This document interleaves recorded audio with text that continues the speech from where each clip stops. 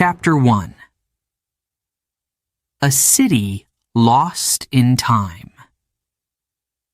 Long ago, there was a city called Troy. It was a place of wonder and mystery. Stories about Troy were told for centuries. Poets spoke of its beauty. Kings dreamed of its power. But as time passed, no one knew if it was real or just a story. Troy became a legend. People wondered, where was this city? Did it even exist? Many searched for answers. They studied old texts. They traveled to distant lands. But no one could find Troy. The mystery seemed unsolvable. Then, in the 19th century, something incredible happened. A man named Heinrich Schliemann had a dream. He believed Troy was real. He believed he could find it. Schliemann was not an ordinary man. He loved history. He read ancient books. He wanted to prove that the stories of Troy were true.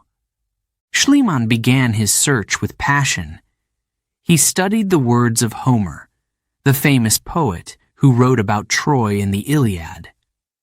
Homer described a city with tall walls near the sea. Schliemann thought he knew where to look. He believed Troy was in modern-day Turkey. In 1870, Schliemann began digging near a hill called Hisarlik. It was a quiet place, surrounded by fields and hills. But Schliemann believed something lay beneath the ground. He hired workers to dig. Day after day, they worked in the hot sun. At first, they found nothing, just dirt and rocks. Schliemann worried. What if I am wrong? What if Troy is only a myth? But he didn't give up. He told his workers to dig deeper. One day, they found something strange. It was not just dirt. It was not just rocks. It was something old, something man-made. Schliemann's heart raced. He knew they were close. Soon, they uncovered walls. The walls were ancient, made of stone. They were strong and tall. Schliemann was sure, this is Troy. I have found the city of legends. But Schliemann wanted more. He wanted proof. He kept digging. He found treasures buried in the ground. Gold jewelry, silver cups, beautiful objects from long ago. Schliemann called it Priam's treasure, after the king of Troy in Homer's story. News of Schliemann's discovery spread around the world. People were amazed. Could it be true? Had he really found Troy? Many believed him, but some were doubtful. They thought Schliemann was too eager. They thought he might have made mistakes. Still, the discovery of Troy changed everything. The mystery was no longer just a legend. The city of Troy was real. Its ruins were buried for thousands of years. Now they had been uncovered. Schliemann's work did not stop there. He kept searching for more answers. He wanted to know who lived in Troy. He wanted to know about their lives, their battles, their dreams. He believed Troy was more than just a story. It was a connection to the past. But Schliemann's methods were not perfect. He dug too quickly. He damaged some of the ancient ruins. Archaeologists today say he destroyed as much as he discovered. Still, his work opened the door to a new understanding of Troy. Over time, other archaeologists came to Hisarlik. They studied the site carefully. They found more layers of history. Troy was not just one city. It was many cities, built on top of each other. The oldest layers were more than 4,000 years old. The ruins told a story. Troy was a place of wealth and power. It was a center of trade, connecting east and west. It was a city where people lived, worked, and dreamed. And it was a city where legends were born. As the archaeologists worked, they uncovered more mysteries. They found signs of fire and destruction. They found weapons and tools. They wondered, could this be the Troy of the Trojan War? Could these ruins match Homer's story? The answers were not clear. Some believed the Trojan War was real. Others thought it was just a myth. But one thing was certain. Troy was a place of great importance. Its story had survived for thousands of years. The discovery of Troy inspired people around the world. Writers and artists created new stories about the city. Historians studied its past. Travelers came to see its ruins. Troy became more than just a legend. It became a symbol of mystery and wonder. Today, the ruins of Troy are a UNESCO World Heritage Site. Visitors walk among the ancient stones. They imagine the city as it once was. They think about the people who lived there, and they remember the man who believed in the impossible. Heinrich Schliemann's discovery was not perfect, but it was powerful. He showed the world that legends can have truth. He brought Troy out of the shadows and into the light. The city of Troy is more than ruins. It is a story of hope, adventure, and discovery. It is a reminder that the past is never truly lost. It waits beneath the ground, ready to be found. And so, the mystery of Troy continues. It is a city lost in time, but never forgotten. Chapter 2. The Golden City. Troy was more than just a city. It was a shining jewel, a place of power and beauty. People spoke of Troy with wonder. Its name carried weight, like the sound of gold coins falling on a marble floor. The city was built on a hill near the sea. From its walls, you could see the blue waves stretching far into the horizon. Ships came from every direction, bringing goods to trade. Silks, spices, and precious metals filled the market. Troy became rich from this trade. It was a crossroads between east and west. The city's walls were legendary. They were tall and strong, made of stone. Some said the gods helped build them. The gates were heavy and solid, guarding the treasures inside. To attack Troy seemed impossible. Its walls stood like a shield, protecting its people. Inside the walls, life was vibrant. The streets were busy with merchants, craftsmen, and children playing. The palaces were grand, with high ceilings and golden decorations. Music and laughter filled the air. Troy was a city full of life. The people of Troy were proud. They believed their city was blessed by the gods. They prayed to Apollo, their protector, and offered gifts at his temple. They believed no enemy could defeat them. But life in Troy was not perfect. Shadows were starting to appear.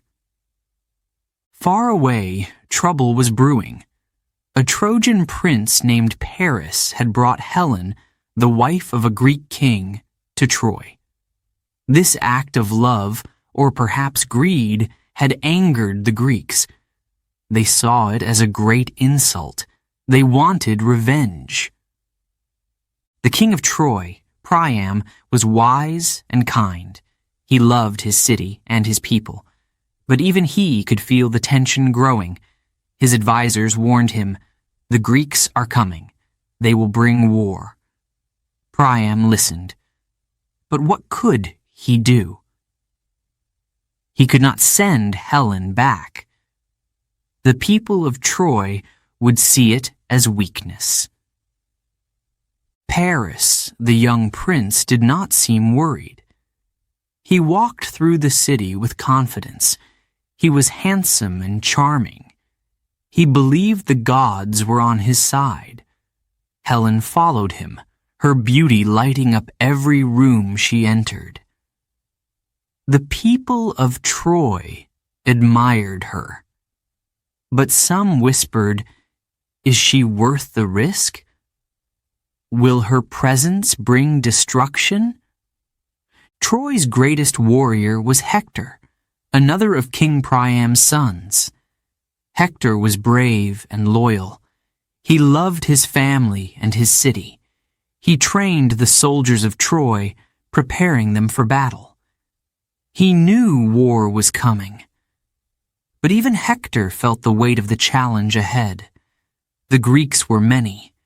Their ships and soldiers would soon arrive. The people of Troy began to prepare.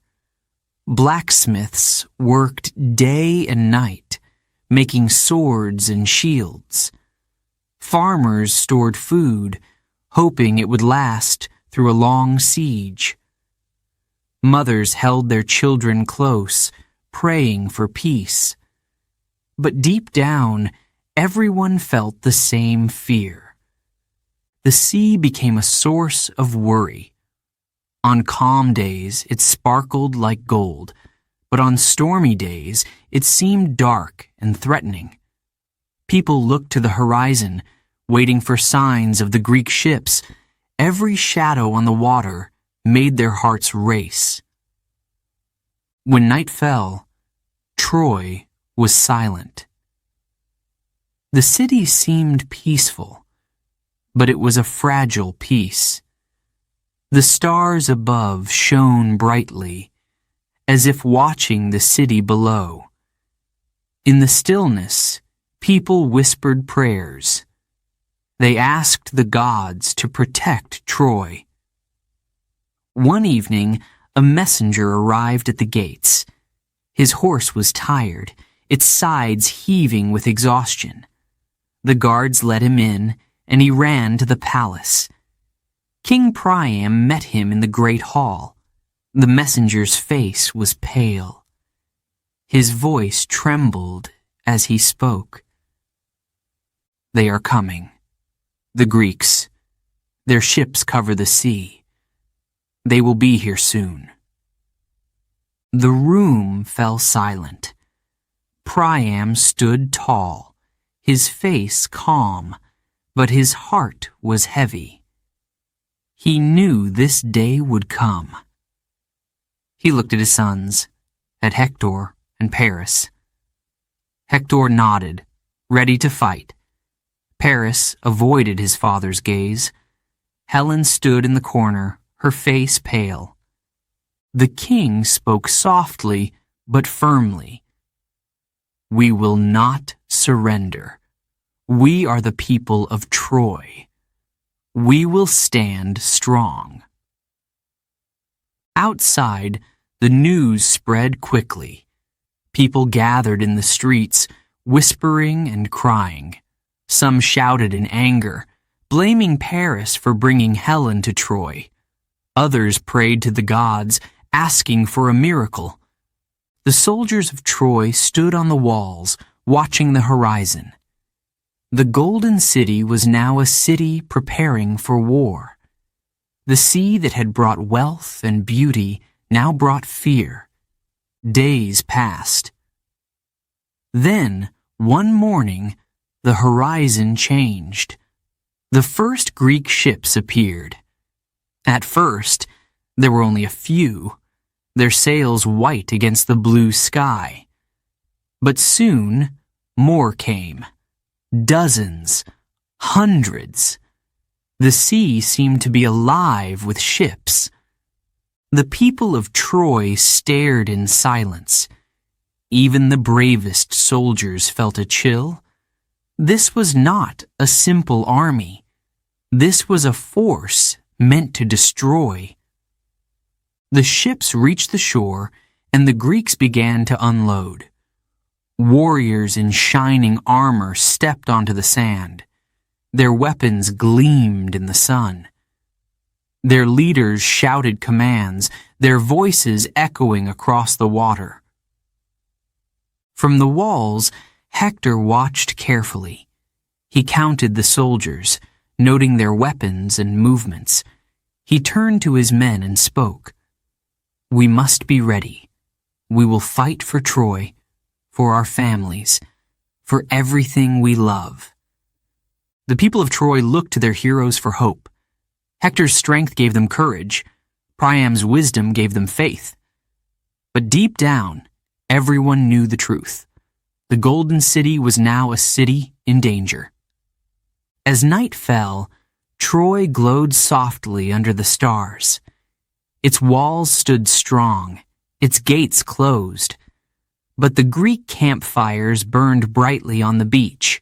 The war had begun. Troy, the Golden City, was about to face its greatest test. Would its walls protect it? Would its people stand united?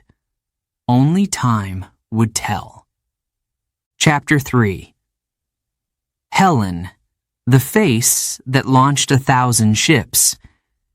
Helen was the most beautiful woman in the world. Her beauty was said to be a gift from the gods. When people saw her, they could not look away. Helen's golden hair shone like the sun. Her eyes sparkled like the sea. She moved with grace, like a goddess on earth. Helen was married to Menelaus, the king of Sparta. Menelaus was a strong and proud man. He loved Helen deeply. To him, she was more than a wife. She was a treasure.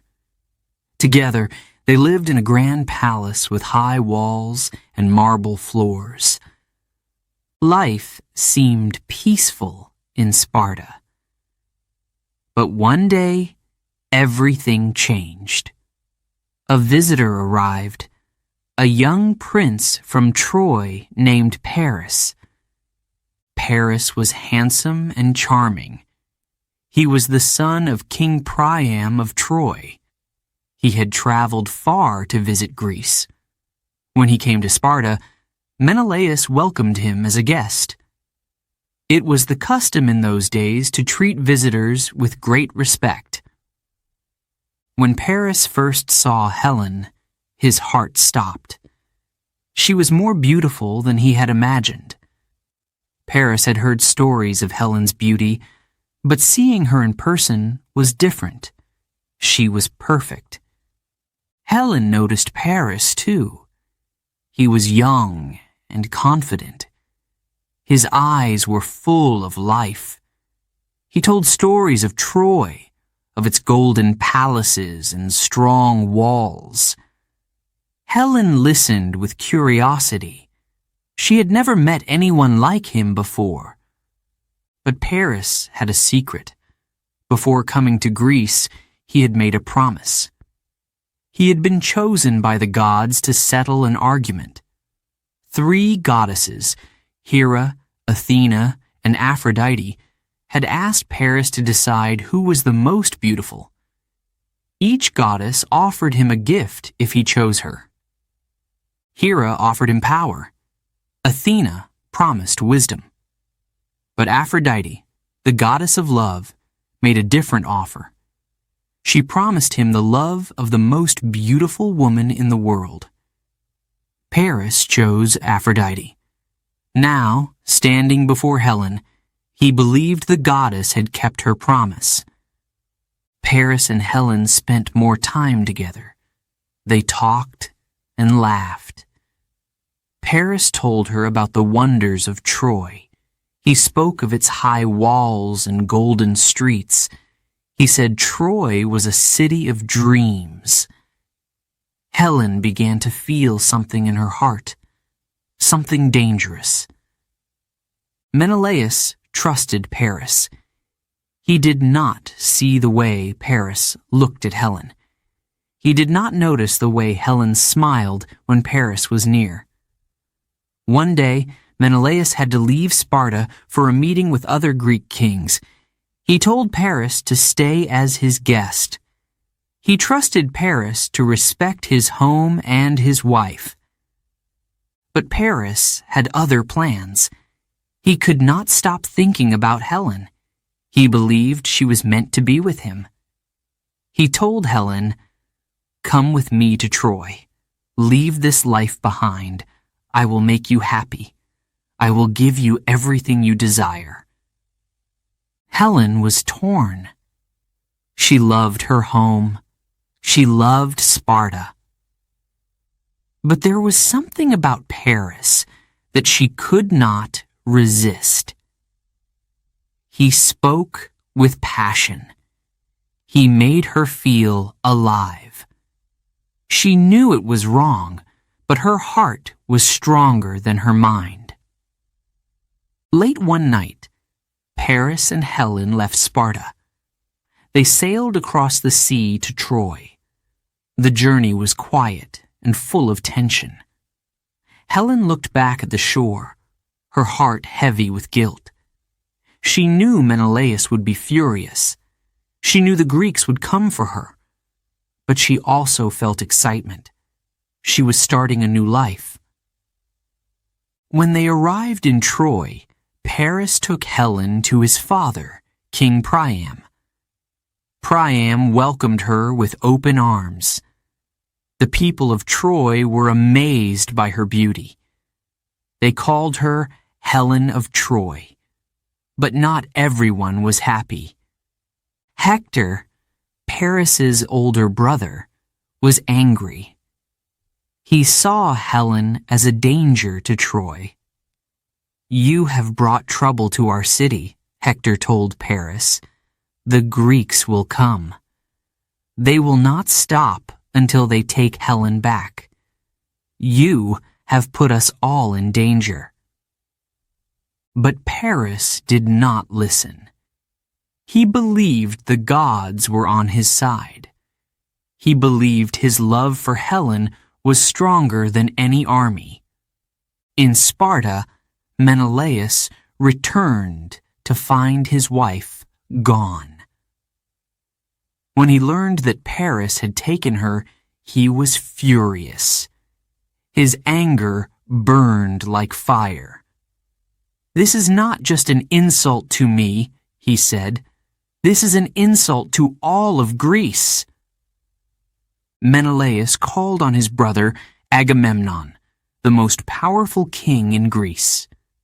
Together, they summoned the other Greek kings and warriors. Menelaus told them, "We must bring Helen back. We must punish Troy for this act of betrayal." The Greek kings agreed. They prepared their ships and gathered their soldiers. Among them were the greatest heroes of the age. Achilles, the mightiest warrior. Odysseus, the clever and cunning leader. Ajax, strong as a giant. They all came to fight for Greece. Soon, 1,000 ships filled the harbors of Greece. Their sails were white as clouds, their oars cutting through the water. The Greek army was vast, their weapons shining in the sun. As the ships sailed toward Troy, Menelaus stood at the front of his ship. His face was hard and determined. He thought of Helen, the woman he loved, the woman who had betrayed him. His heart was full of anger and pain. In Troy, Helen stood on the walls, watching the sea. She saw the Greek ships coming closer. Her heart sank. She knew the war was her fault. She knew people would suffer because of her. Paris stood beside her, his hand on his sword. "Do not worry," he said. "Troy is strong. Our walls will protect us. The Greeks cannot defeat us." But Helen was not so sure. She felt the weight of what she had done. She had followed her heart, but at what cost? The ships reached the shore, and the Greek soldiers began to land. They shouted war cries, their voices echoing across the water. The Trojan soldiers stood ready, their shields raised. The battle for Helen and for Troy was about to begin. The love between Paris and Helen had set the world on fire. Now, both Greeks and Trojans would fight for honor, for pride, and for the fate of their cities. Chapter 4. The Wrath of the Greeks. When Menelaus returned to Sparta and found Helen gone, his heart filled with rage. He called out her name, but there was no answer. The halls of the palace were empty. The gardens were silent. Helen had left with Paris, the Trojan prince. Menelaus clenched his fists. He felt betrayed, humiliated. "This is not just an insult to me," Menelaus said, his voice echoing through the palace. "This is an insult to all of Greece. Paris has stolen my wife. Troy will pay for this." Menelaus did not waste time. He sent messengers to all the kings of Greece. He told them what Paris had done. He asked for their help.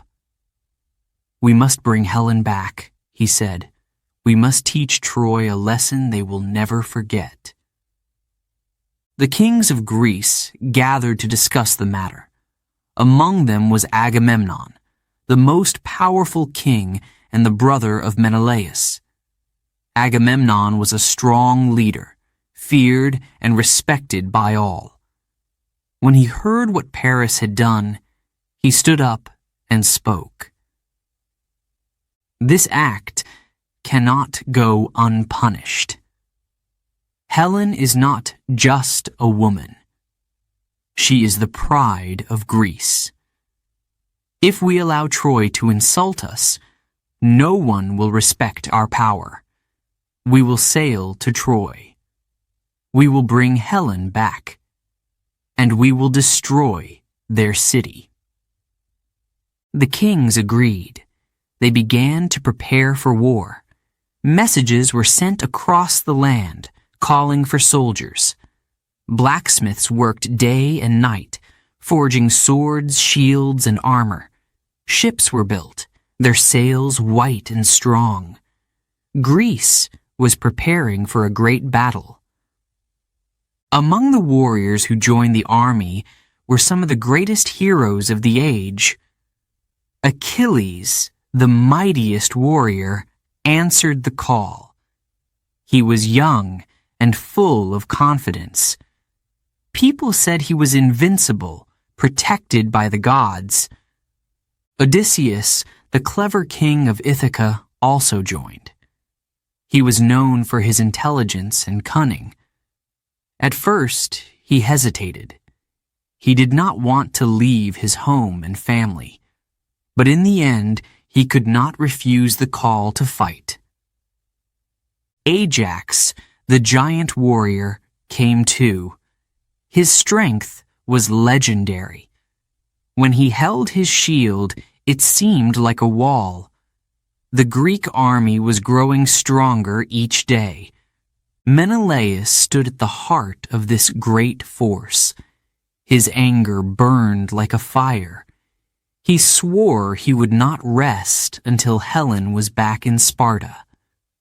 Finally, the day came. 1,000 ships filled the harbor. The soldiers boarded, carrying their weapons and shields. The kings stood at the front of their ships, their eyes fixed on the horizon. The sails were raised, and the ships began to move. As the fleet sailed across the sea, the sound of oars filled the air. The water sparkled under the sun. The ships moved like a great wave, unstoppable and strong. Menelaus looked ahead, his face hard and determined. It was a long journey. The soldiers grew restless, but their spirits remained high. They sang songs of war and glory. They talked about the treasures they would take from Troy. They imagined the battles they would fight. But not everyone felt the same. Odysseus sat quietly on his ship, thinking. He knew this war would not be easy. Troy was a strong city, protected by high walls and brave warriors. He wondered how many lives would be lost before the war was over. When the fleet finally reached the shores of Troy, the soldiers cheered. They could see the city in the distance, its walls rising high above the plains, but their cheers soon turned to silence. The task ahead was daunting. The Greeks began to land. Thousands of soldiers stepped onto the sand, their armor shining in the sunlight. They set up camp near the beach. The leaders gathered to discuss their plans. Agamemnon spoke first. "We must attack the walls of Troy. We will show them the strength of Greece." But Odysseus shook his head. "Troy's walls are too strong," he said. "A direct attack will fail. We must be patient. We must weaken them over time." The kings argued, but in the end, they agreed to wait. The Greeks surrounded Troy, cutting off its supplies. They hoped to starve the city into surrender. Inside Troy, the people watched with fear. From the walls, they could see the Greek campfires burning at night. The army seemed endless, a sea of warriors ready to fight. King Priam of Troy called his sons to him. He looked at Hector, his oldest and bravest son. "You must protect our city," Priam said. "You are Troy's greatest warrior." Hector nodded. "I will fight for Troy. I will fight for my family. The Greeks will not take our city." Paris stood beside him, his face pale. He felt guilty for what he had done, but he did not regret bringing Helen to Troy. He loved her. He believed the gods had guided him. Helen stayed in the palace, her heart heavy with guilt. She could hear the soldiers preparing for battle. She could see the fear in the eyes of the Trojan women. She wondered, have I made a terrible mistake? The first battles began.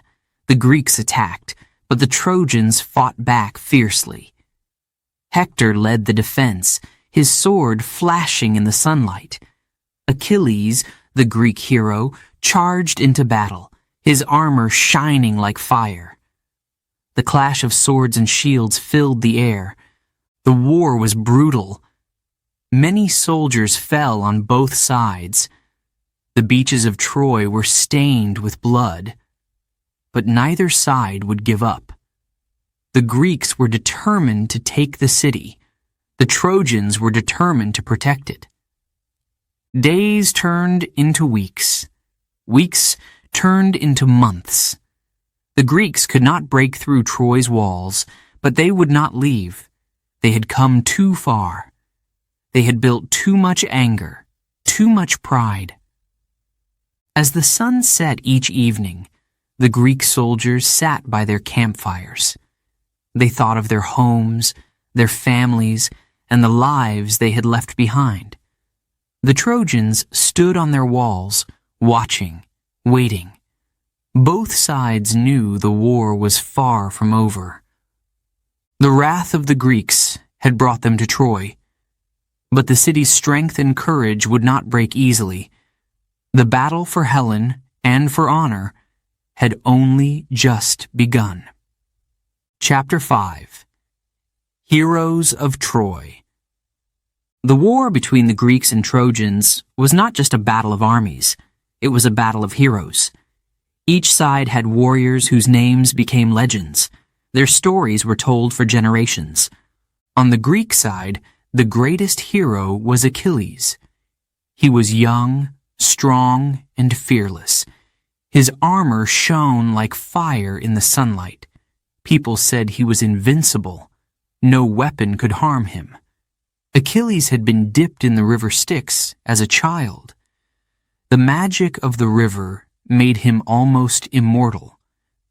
But Achilles had a weakness. When his mother dipped him in the river, she held him by the heel. That part of his body remained unprotected. It was a small weakness, but it would later decide his fate. Achilles was not just a warrior. He was also a man with deep emotions. He fought with passion, but he also felt anger and sorrow. He wanted glory, but he also wanted to live. On the Trojan side, the greatest hero was Hector. Hector was a prince, the oldest son of King Priam. He was not only a warrior, but also a leader. He fought to protect his city and his family. Hector's heart was full of love for Troy. Hector had a wife, Andromache, and a young son. He loved them more than anything. Before each battle, Hector would say goodbye to them. He knew every fight could be his last, but he could not abandon his duty. The battles between Achilles and Hector were fierce. They were like storms crashing against each other. Achilles fought with wild strength. Hector fought with steady courage. Each man believed in his cause. Each man carried the hopes of his people. One day, the Greeks and Trojans met on the battlefield. The sun was high, and the air was heavy. Achilles stood at the front of the Greek army. His eyes burned with determination. Hector stood before the gates of Troy.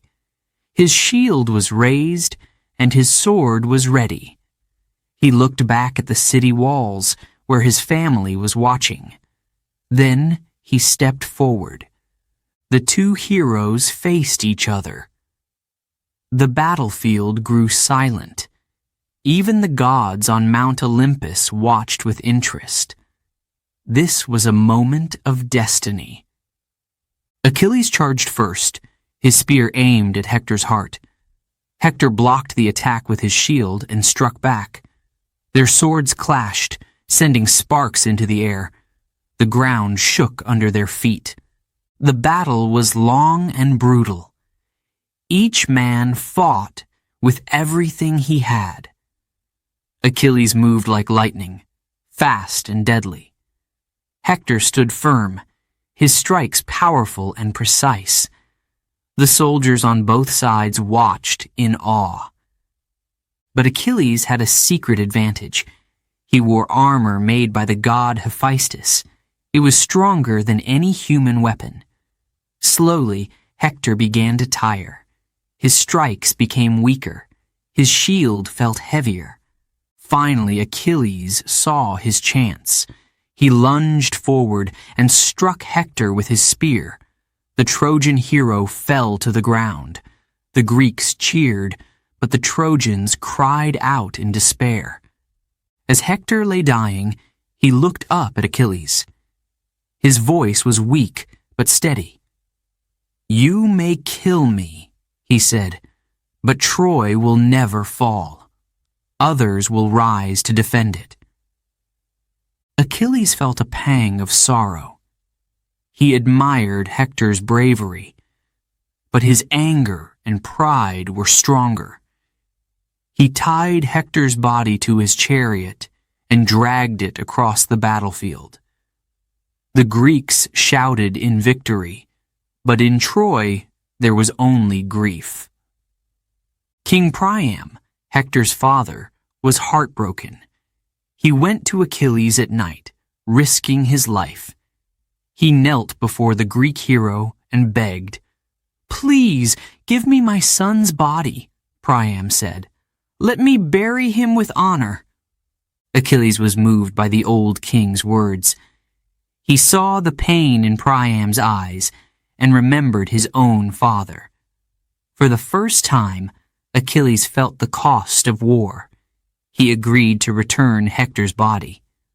The Trojans held a grand funeral for Hector. They mourned their hero and vowed to continue the fight. Hector's death was a great loss, but his courage inspired his people. Achilles, too, began to change. He started to question the war.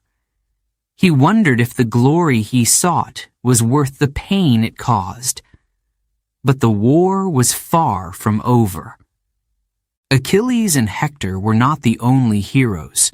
There were others whose deeds became part of the legend. Odysseus, the clever Greek leader, used his wits to outsmart the enemy. Ajax, the giant warrior, fought with incredible strength. On the Trojan side, Paris, the prince who started the war, showed unexpected bravery. He was not as skilled as Hector, but he fought with determination. He believed in the love he shared with Helen. The gods, too, played their part. Athena guided the Greeks, while Apollo protected the Trojans. Their influence could change the tide of battle. But even the gods could not stop fate. Every hero had a weakness. Achilles had his heel. Hector had his love for his family, which made him vulnerable. Even the gods had limits to their power. As the war dragged on, the heroes began to feel the weight of their choices. Victory came at a high price.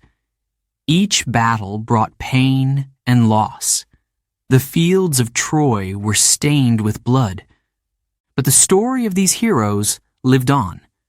Their courage, their struggles, and their sacrifices became the heart of the legend. The war was not just about Troy or Helen. It was about the strength and flaws of the human spirit. Achilles and Hector showed the world what it meant to be a hero. They fought for what they believed in, even when the odds were against them. Their battles were not just physical. They were battles of the heart. The heroes of Troy remind us that greatness is not without cost. Their stories inspire us to be brave, to stand up for what we love, and to face our own weaknesses. The war was far from over, but the names of Achilles and Hector would never be forgotten. They had become legends. Before we begin, Chapter 6, a quick note for our listeners. You're currently listening to this audiobook on WooEnglish. Remember, this content is specially made for WooEnglish listeners only. If you're hearing it on any other channel, it may be a violation of WooEnglish's rights. Please ensure you're tuned into the right source to fully enjoy and respect this audiobook journey. Now, let's continue the story. Chapter 6, The gods intervene. The war between the Greeks and the Trojans was not just a human conflict. The gods of Olympus watched every battle. They argued, took sides, and sometimes even joined the fight. For the gods, this war was more than a battle for Troy. It was a game of power and pride. Zeus, the king of the gods, sat on his throne high above the earth. He could see everything that happened below. Zeus wanted to stay neutral, but it was not easy. Both the Greeks and the Trojans prayed to him. Both offered sacrifices. He felt torn between them. "Let the humans decide their fate," Zeus said. "I will not interfere." But even Zeus could not resist taking small actions to change the course of events. Athena, the goddess of wisdom and war, supported the Greeks. She admired their bravery and strategy. Athena often appeared in battle, guiding Greek warriors and giving them strength. She whispered to leaders, filling their minds with clever plans. Apollo, the god of the sun and music, stood with the Trojans. He had a special love for their city. Apollo's temple was in Troy, and the people honored him with songs and prayers. When the Greeks attacked, Apollo sent plagues to weaken their army. His golden arrows brought sickness and fear. The gods argued constantly. Hera, Zeus's wife, hated the Trojans. She was angry because Paris, the Trojan prince, had chosen Aphrodite as the most beautiful goddess instead of her. Hera wanted Troy destroyed. She often persuaded Zeus to help the Greeks, even though he tried to stay neutral. Aphrodite, the goddess of love, was on the side of the Trojans. She had promised Paris the love of Helen, and she intended to protect him. During battles, Aphrodite used her powers to shield Paris from harm. She wrapped him in a cloud to hide him from his enemies. Poseidon, the god of the sea, supported the Greeks. He controlled the waters and helped their ships cross the dangerous seas. Poseidon had once fought against Troy in a past conflict, and his anger toward the city had never faded. The gods' interference changed the war in unexpected ways. One day, Athena tricked the Trojans into breaking a truce. She disguised herself as a Trojan soldier and threw a spear at the Greeks. The Greeks, thinking the Trojans had betrayed them, attacked with full force. Another time, Apollo guided Paris's arrow during a battle. The arrow struck Achilles' friend, Patroclus, and killed him. This enraged Achilles and made him fight harder than ever before. Zeus often sent dreams to leaders on both sides. In these dreams, he gave warnings or advice, but the dreams were not always clear. Sometimes they misled the leaders, causing them to make fatal mistakes. The gods also used nature as their weapon. When the Greeks were about to attack, Poseidon sent massive waves to delay their ships. When the Trojans needed help, Apollo called for storms that kept the Greeks from advancing. The humans could feel the presence of the gods. Soldiers prayed before every battle, hoping for divine favor. Kings offered sacrifices, burning animals on altars to please the gods. But no matter how much they prayed, the gods did not always listen. One night, Hector, the Trojan hero, had a dream. In the dream, Apollo appeared to him. "You are the hope of Troy," Apollo said, "but your strength alone will not save the city. The gods are watching. Fight bravely, and we will guide you." Hector woke with a sense of purpose. He believed the gods were on his side. But even he knew that the favor of the gods could change quickly. Achilles, the Greek hero, also felt the power of the gods. His mother Thetis was a sea goddess. She had begged Zeus to protect Achilles, but even she could not save him from his fate. Achilles knew his destiny. He would die young, but his name would live forever. The gods did not always agree on how the war should end. Sometimes they fought among themselves. Zeus often had to stop their arguments. "This is a human war," he said. "Do not forget your place." But the gods rarely listened. One day, the gods decided to join the battle directly. Athena stood beside the Greek soldiers, her shield shining like the sun. She led them into battle, giving them courage. Apollo stood with the Trojans, his golden bow in hand. He fired arrows into the Greek army, creating chaos. The clash between the gods shook the earth. Humans watched in awe, unable to comprehend the power they witnessed. But even the gods could not change the war's tragic course. They could delay events, but they could not stop what was meant to happen. Zeus watched the conflict with a heavy heart. He knew the war would end in great sorrow. He knew many heroes would fall, but he also knew that the story of Troy would be remembered forever. The gods had their reasons for interfering. Some acted out of love, others out of jealousy or revenge.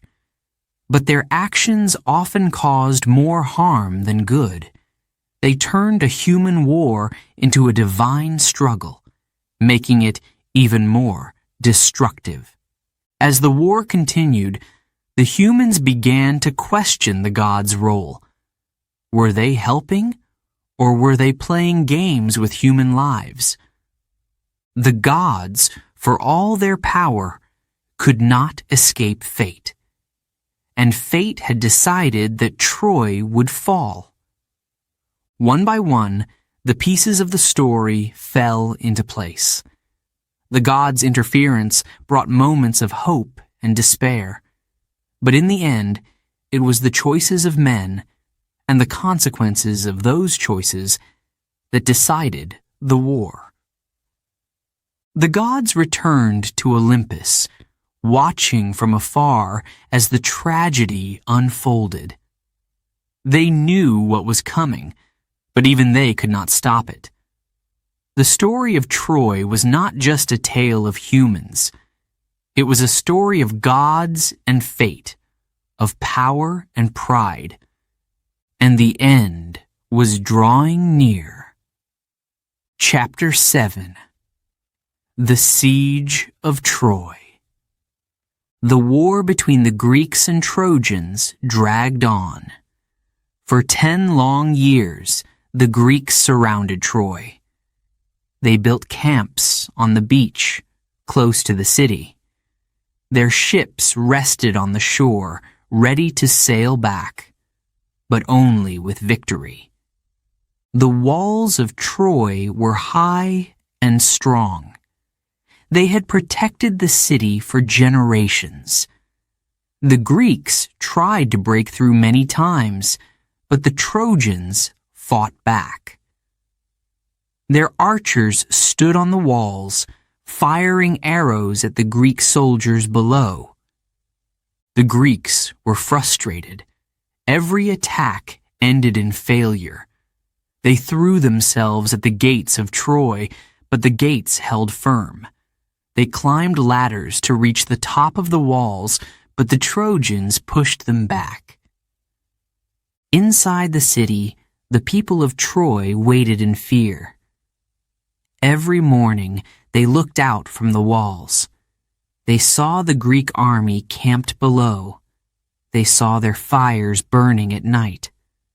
The Greeks were always there, like a shadow that would not go away. The Trojans asked themselves, "How long can we last? How long before the Greeks find a way in?" Hector, the bravest Trojan warrior, gave the people hope. He stood tall, his armor shining in the sun. "Our walls are strong," he said. "Our hearts are stronger. The Greeks will not take our city."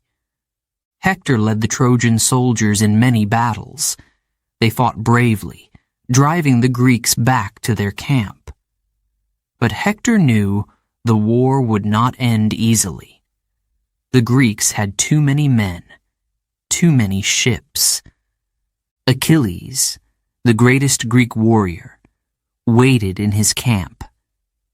He was fierce and powerful, but he was also proud. He refused to fight because of a quarrel with Agamemnon, the Greek leader. Without Achilles, the Greeks struggled to make progress. The years passed slowly. The Greeks built wooden huts and settled into life by the sea. They hunted for food, fished in the water, and told stories around their fires. But they never forgot why they were there. The Trojans, too, tried to live normal lives. Children played in the streets, and merchants sold goods in the market. But the sound of war was always near. Every now and then, a Greek soldier would climb too close to the walls, and the archers would take aim. Both sides grew tired. The soldiers missed their homes, their families. Many wondered if the war would ever end. One day, the Greeks tried a new plan. They built a great battering ram to break through the gates of Troy. The ram was massive, made of heavy wood. Soldiers pushed it toward the city. The Trojans watched from the walls. They threw stones and poured boiling oil onto the Greeks below. The ram crashed against the gates, shaking them, but the gates held strong. The Trojans cheered. The Greeks pulled back, angry and defeated. They returned to their camp, their hopes crushed once again.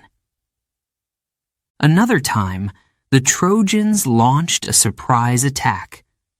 Late at night, Hector led his soldiers out of the city. They crept through the darkness and attacked the Greek camp. The Greeks were caught off guard. Fires burned, and tents were destroyed. Hector fought like a lion, his sword flashing in the moonlight, but the Greeks quickly regrouped. Menelaus, the king of Sparta, rallied his soldiers and pushed the Trojans back. The Trojans returned to the safety of their walls. They had hurt the Greeks, but the war was far from over. As the siege continued, the gods of Olympus watched closely. They argued over which side should win. Athena, the goddess of wisdom, supported the Greeks. Apollo, the god of the sun, favored the Trojans. Their actions sometimes helped, but often caused more chaos. The Trojans prayed to their gods for protection. The Greeks prayed for victory, but the gods did not give clear answers.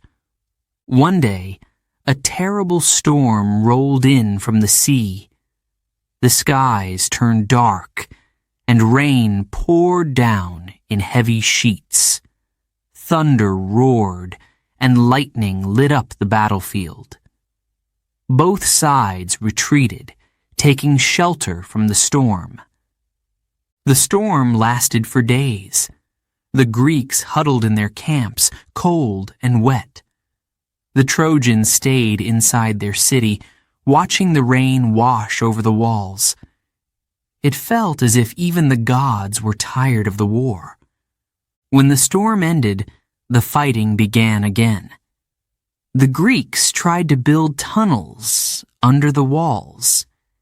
They hoped to surprise the Trojans from below. But the Trojans discovered the tunnels and filled them with rocks. The Greeks grew more desperate. Some began to lose faith. "We have been here for 10 years, they said.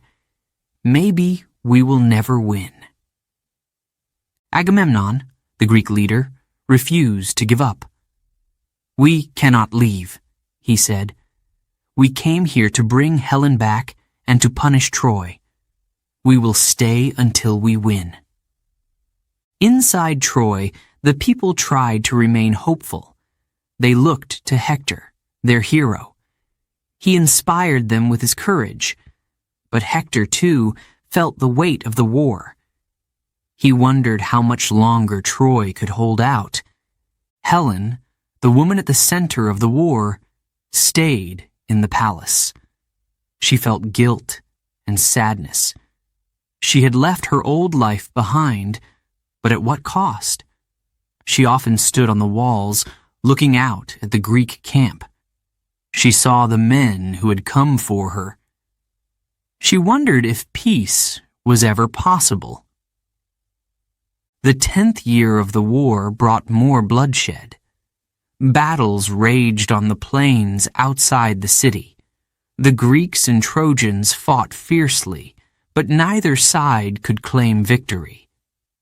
The walls of Troy stood tall, but cracks began to appear. The people grew weary. The food supplies ran low. The once golden city felt the strain of the siege. The Greeks, too, were tired. They had fought for so long, but Troy still stood. Their leaders gathered to plan their next move. They knew they needed something bold, something unexpected. As the sun set on another day of the siege, the two sides prepared for another night of uneasy sleep. The Greeks looked at the city, determined to find a way in. The Trojans looked at the camp, praying their walls would hold. The war had dragged on for years, but neither side would give up. The siege of Troy was a test of strength, courage, and endurance. The end was not yet in sight, but it was coming. Chapter 8. The Death of Hector. Hector stood on the walls of Troy, looking out at the battlefield. His city was surrounded. The Greek campfires glowed in the distance. He could hear the sounds of soldiers sharpening their swords. The war had gone on for too long. Hector was tired, but he could not rest. He was Troy's greatest warrior, its strongest defender. The people of Troy looked to him for hope. They trusted him to protect them. He could not fail. Inside the city, his wife Andromache held their young son. She begged Hector not to fight. "Stay with us," she said. "If you go, you may not return. What will we do without you?" Hector looked at his wife with sadness. He loved her deeply. He loved his son, but he also loved Troy. "I must fight," he said. "It is my duty. If I do not defend our city, who will?" Andromache cried, but she knew he would not change his mind. Hector kissed her and their son. Then he put on his armor and left Outside the walls, Achilles stood waiting. He was furious. Hector had killed his best friend Patroclus in battle. Now Achilles wanted revenge. He wore new armor, shining and deadly, made by the god Hephaestus. Achilles shouted toward the city, "Hector, come out and face me!" His voice was like thunder. The Greek soldiers cheered, their weapons raised. The people of Troy watched in fear.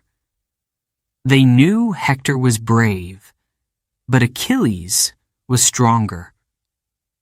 Hector's father, King Priam, begged him not to go. "Do not fight Achilles," Priam said. "He is too powerful. Stay inside the walls." But Hector could not stay. He felt shame at the thought of hiding while Achilles challenged him. He stepped out of the gates and walked toward his enemy. Achilles saw Hector and smiled. "At last," he said, "I will make you pay for what you have done." The two warriors faced each other. The battlefield grew silent. Even the Greek and Trojan soldiers stopped to watch. Hector raised his sword. Achilles gripped his spear. The duel began. Hector attacked first, swinging his sword with all his strength. Achilles blocked the blow with his shield and struck back. Their weapons clashed, ringing loudly. Dust rose around them as they fought. Hector moved quickly, his strikes precise, but Achilles was faster. He dodged Hector's attacks and countered with powerful blows. The duel was fierce, but Hector began to tire. Achilles, filled with rage, pressed forward. He found an opening and threw his spear. It struck Hector in the chest. The Trojan hero fell to the ground. The Greeks cheered as Hector lay dying. Achilles stood over him, his face cold. Hector looked up at his enemy. His voice was weak but steady. "Please," Hector said, "return my body to my family. Let them give me a proper burial." Achilles shook his head. "You killed my friend," he said. "You do not deserve mercy." Achilles tied Hector's body to his chariot. He dragged it across the battlefield, dust and dirt covering the once proud hero. The Greeks shouted in victory, but the Trojans cried out in despair. From the walls of Troy, Hector's family watched in horror. Andromache fainted, her cries filling the air. King Priam covered his face with his hands. The people of Troy mourned their greatest hero. That night, Achilles returned to the Greek camp. Hector's body lay outside, unburied. The Trojans could not retrieve it. They stayed inside their walls, grieving. In his tent, Achilles could not sleep. He felt anger, but also emptiness. Killing Hector had not brought him peace. He thought of his own family, of his father waiting for him at home. He began to question the war, but it was too late to stop it. King Priam, desperate to honor his son, decided to take a great risk. He left Troy under the cover of darkness. He brought gifts for Achilles, gold, silver, and fine robes. Priam traveled to the Greek camp, guided by the god Hermes. When Priam arrived, he knelt before Achilles. The old king's hands trembled as he spoke. "Achilles, I have come to beg for my son's body. Please, let me bury Hector. Let me give him the honor he deserves." Achilles looked at Priam and felt something he had not expected: compassion. He saw the pain in the old man's eyes. He thought of his own father and how he would feel if Achilles did not return home. Without a word, Achilles stood and went to Hector's body. He washed it and wrapped it in fine cloth.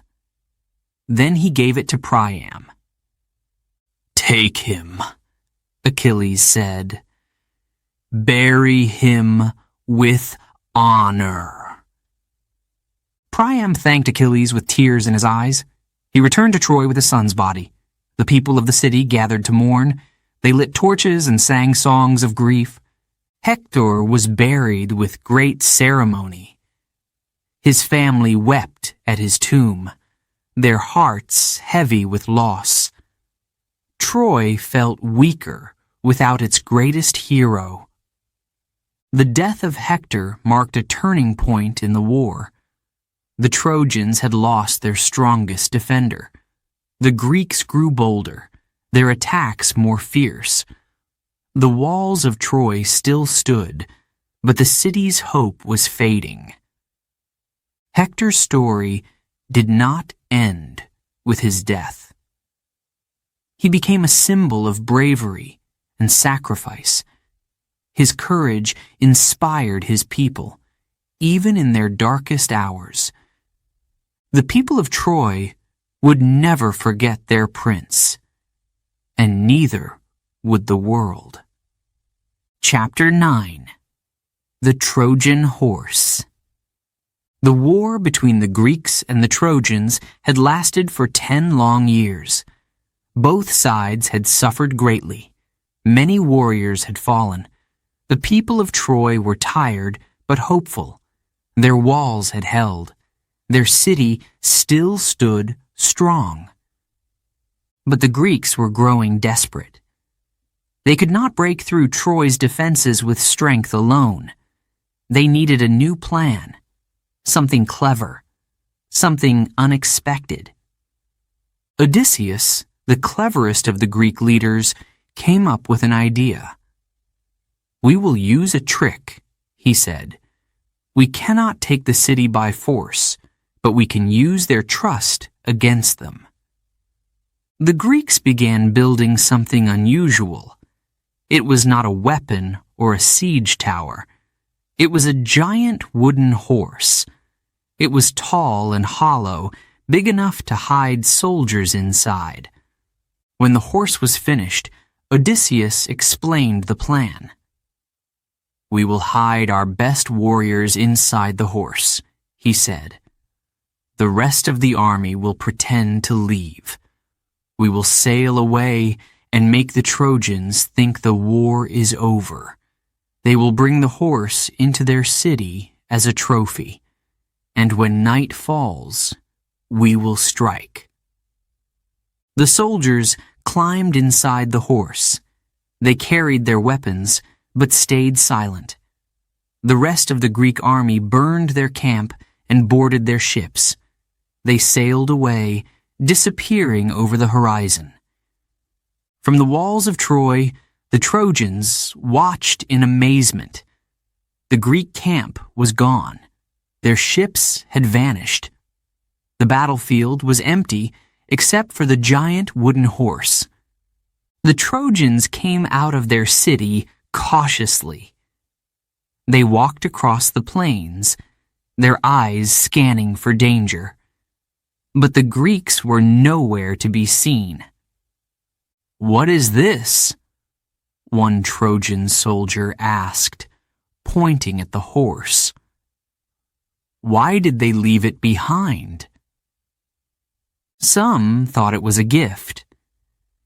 "The Greeks have given up," they said. "This is a peace offering, a tribute to the gods of Troy." Others were suspicious. "This could be a trap," they warned. "We should burn it or leave it here." But the Trojans were tired of war. They wanted to celebrate. They believed the Greeks had truly left. King Priam ordered the horse to be brought into the city. "Let it stand in the square as a symbol of our victory," he said. The Trojans tied ropes to the wooden horse and pulled it toward the gates. It was heavy and difficult to move. The people cheered as it passed through the city walls. Musicians played and children ran beside it, laughing. The horse was placed in the center of the city. The Trojans decorated it with flowers and danced around it.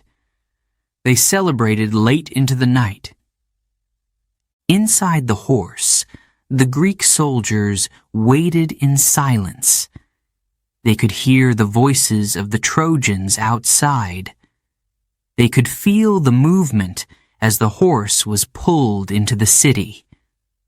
But they did not move or make a sound. As the night grew darker, the celebrations ended. The Trojans went to their homes and fell asleep. The city became quiet. Then, the hidden door in the wooden horse opened. One by one, the Greek soldiers climbed out. They moved silently through the streets, their weapons ready. The soldiers went to the gates of the city. They killed the Trojan guards and opened the gates. Outside, the rest of the Greek army had returned. Their ships had been hiding behind a nearby island. The Greeks poured into the city, their swords drawn. They set fire to the houses and temples. They killed anyone who resisted. The people of Troy woke to chaos. Flames lit up the sky. Smoke filled the air. Soldiers ran through the streets, shouting and fighting. King Priam was killed in his palace. Hector's young son was taken. The women and children of Troy were captured. The golden city, once so proud and strong, was destroyed. Helen, the woman at the center of the war, was taken back to the Greek camp. Menelaus, her husband, claimed her again. But the cost of bringing her back had been too high. By morning, Troy was in ruins. Its walls were broken. Its people were gone. The city that had stood for centuries was no more. The Greeks had won the war, but their victory was bitter. Many of their greatest heroes had died. Their journey home would be long and dangerous. The story of the Trojan horse became one of the most famous tales of the ancient world. It was a story of cunning and betrayal, a story of trust misplaced and a city brought to its knees. The ruins of Troy stood as a reminder of the war. They whispered of the bravery and the tragedy that had unfolded there. Troy's fall was the end of an era, but its legend would live on forever. Chapter 10. The Fall of Troy. The night Troy fell was filled with fire and fear. Flames rose high into the sky, painting it red and orange. Smoke covered the city, choking the air. The golden city that had stood for centuries was now in ruins. The Greek soldiers rushed through the streets. They smashed doors and broke walls. They shouted commands, their voices loud and fierce. Troy's people tried to run, but there was nowhere to go. The mighty walls of Troy, which had protected the city for so long, were now useless. The Greeks had opened the gates. Their army flooded in like a river, unstoppable. In the palace, King Priam stood with his family. He knew the end had come. The old king tried to protect his wife and daughters, but the Greek soldiers showed no mercy. Priam was killed in the same hall where he had once welcomed guests with kindness. Hector's wife, Andromache, held their young son close. She hid in a corner, hoping the soldiers would not see her. But the Greeks searched every room. They found her and took her away. Her son was ripped from her arms. She cried out, but no one listened. Helen, the woman whose beauty had started the war, stood silently in the chaos. Menelaus, her husband, found her in the palace. His face was hard, but his eyes were filled with pain. He had come to bring her back to Greece. "Come with me," Menelaus said. Helen nodded. She had no choice. She knew her fate was tied to his. Outside, the city was burning. Houses crumbled as the flames consumed them. Temples, once filled with prayers and offerings, were now ash. Statues of the gods fell, breaking into pieces. The streets were filled with cries. Mothers called for their children. Soldiers shouted orders. The sound of swords clashing echoed through the air. The Greeks took everything they could carry. Gold, silver, and jewels were stolen. The treasures of Troy became spoils of war. The people of the city were taken as slaves, but some Trojans refused to give up. A group of warriors gathered in the streets, ready to fight. They were outnumbered, but their courage was strong. They fought with swords, shields, and anything they could find. Among them was Aeneas, a Trojan prince. He carried his elderly father on his back and held his young son's hand. Aeneas led a small group of survivors out of the city. They escaped through a secret path, disappearing into the night. As dawn approached, Troy was almost gone. The flames began to die, leaving smoke and ash behind. The once great city was now a wasteland of rubble. The Greeks celebrated their victory, but their joy was mixed with sorrow. Many of their greatest heroes had died in the war. Achilles, their strongest warrior, was killed before Troy fell. He had been struck in his only weak spot, his heel. Odysseus, the clever Greek leader, looked at the ruins of Troy. He felt no joy. He knew the war had cost too much. He thought of the friends he had lost, the blood that had been spilled. The journey home would not be easy. The gods, angry at the destruction, would punish the Greeks. Many of them would never see their homes again. But for the Trojans, the fall of their city was the end of a way of life. The proud city, with its tall walls and golden streets, was now a memory. The survivors scattered across the land. Some became wanderers, searching for a new home. Aeneas, the Trojan prince, led his people on a long journey. It was said that he would one day found a great new city. The story of Troy could have ended there, in ashes and loss. But it didn't. The legend of Troy lived on. Poets like Homer told its story, turning it into an epic tale of love, war, and fate. People remembered the bravery of Hector, the cunning of Odysseus, and the tragedy of Achilles. The ruins of Troy became a symbol. They reminded people of the cost of pride and the power of destiny. Even today, the story of Troy inspires us. It teaches us about courage, about the strength to fight for what we love, and about the pain of loss. The flames that destroyed Troy could not destroy its legacy. The city lives on in our hearts and minds, a legend that will never die. Chapter 11. Myths and History. Was Troy real? This question has fascinated people for thousands of years.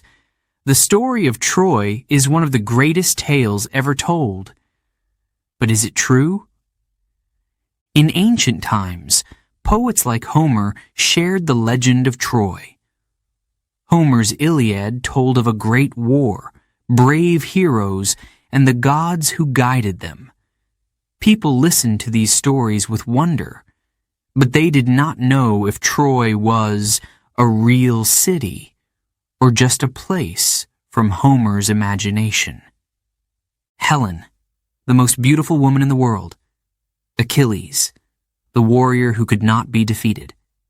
Paris, the prince who caused a war for love. These characters seemed larger than life. Could they have existed? For many centuries, Troy was thought to be just a myth. There were no signs of the city, no ruins, no proof. Then, in the 19th century, an archaeologist named Heinrich Schliemann changed everything. He believed Troy was real. He studied Homer's Iliad carefully, looking for clues. Homer described a city with tall walls near the sea. Schliemann thought he knew where to find it. Schliemann began digging at a site called Hisarlik in modern-day Turkey. It was a quiet hill surrounded by fields. Most people thought he was wasting his time. But Schliemann was determined. He worked day and night, digging deep into the earth. At first, he found nothing but dirt and rocks. He began to doubt himself. Was Troy really here? Then, one day, Schliemann uncovered something amazing. He found ancient walls made of stone. They were old and strong, just like Homer described. He kept digging and discovered more. Schliemann found treasures buried in the ground, gold jewelry, silver cups, and beautiful objects. He called them Priam's treasure, after the king of Troy. He believed he had found the city of legends. News of Schliemann's discovery spread quickly. People around the world were amazed. Had Troy been real all along? But not everyone believed Schliemann. Some said he was too eager, that he had made mistakes in his work. They thought he might have confused Troy with another city. Other archaeologists came to study the site. They found even more layers of history. It turned out that Hisarlik was not just one city. It was many cities built on top of each other over thousands of years. One of these layers matched the time of the Trojan War described by Homer.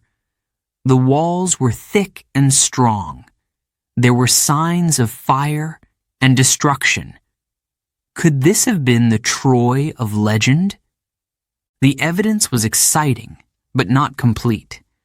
There were no inscriptions with the name Troy. No proof of Helen or Achilles. No signs of a wooden horse.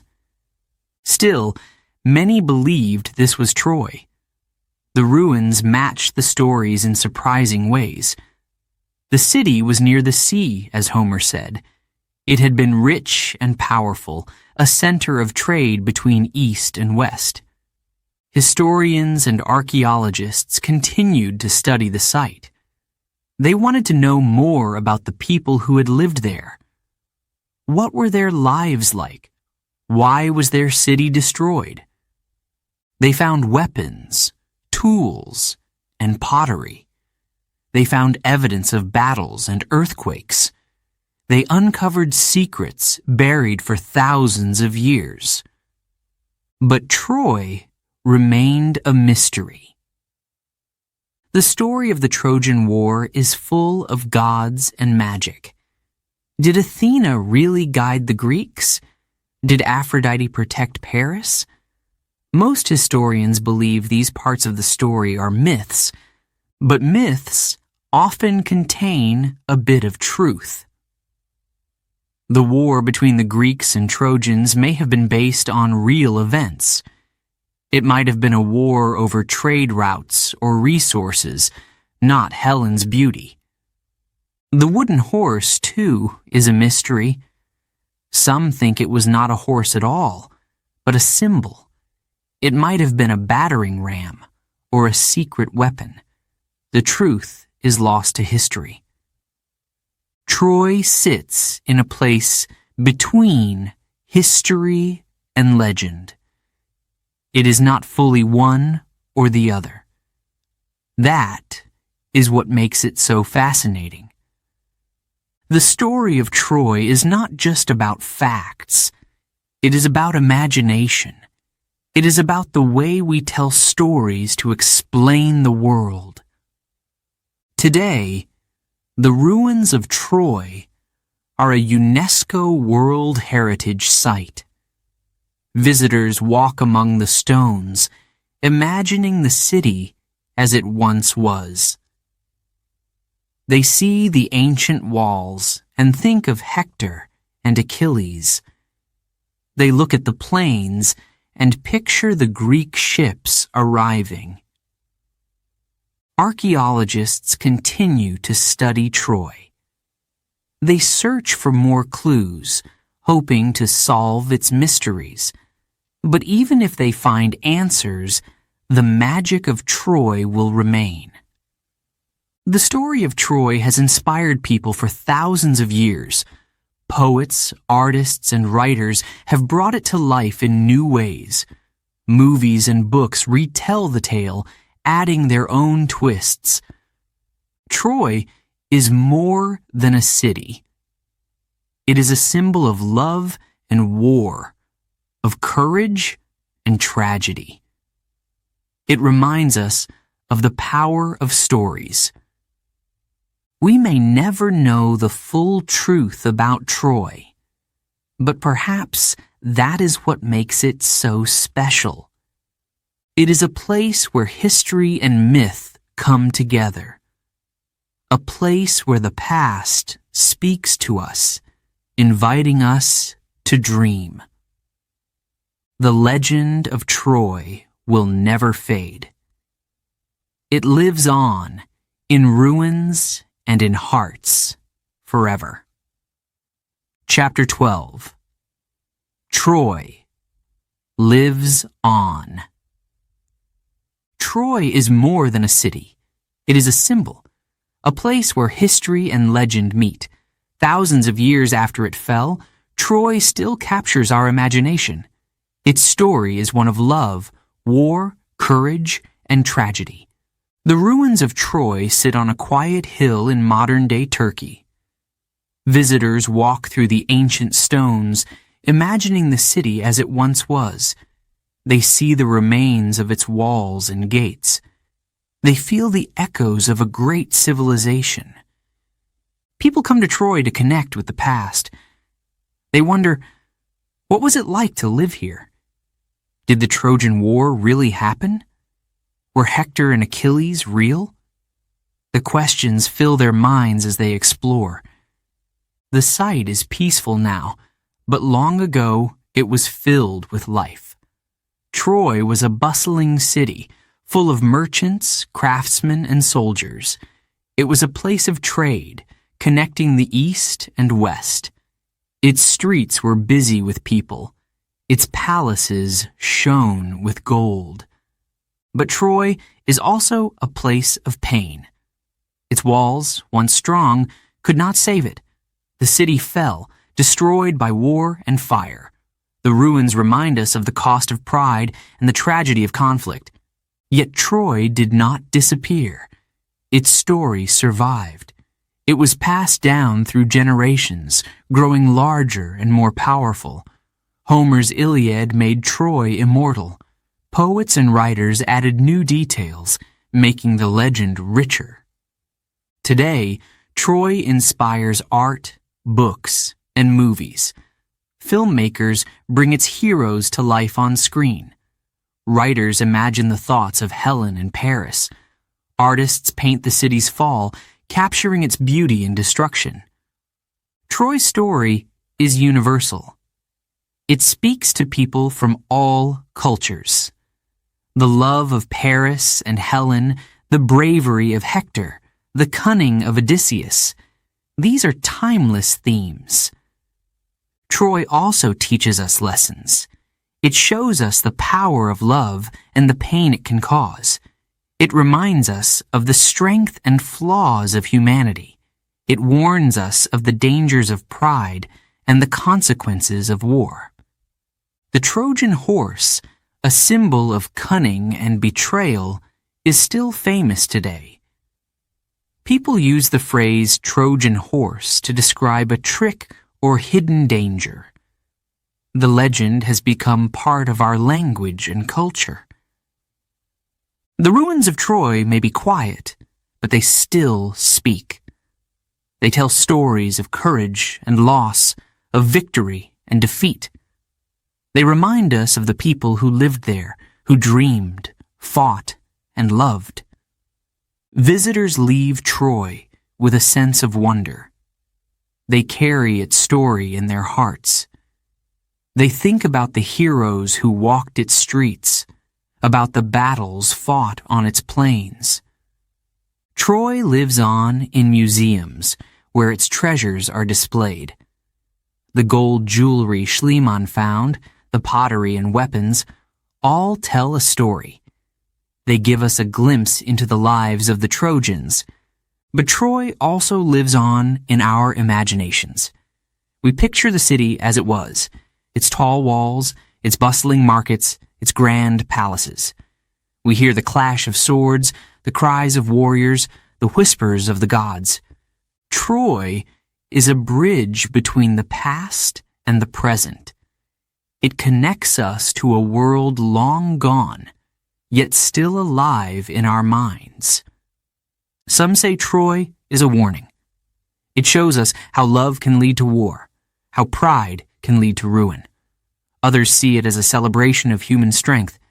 It reminds us of the courage to fight for what we believe in. Whatever Troy means to you, its story will never fade. It is too powerful, too rich with emotion and meaning. The story of Troy is not just about the past. It is about us, about our hopes and fears, our dreams and struggles. As long as people tell stories, Troy will live on. It will inspire new generations to wonder, to imagine, and to create.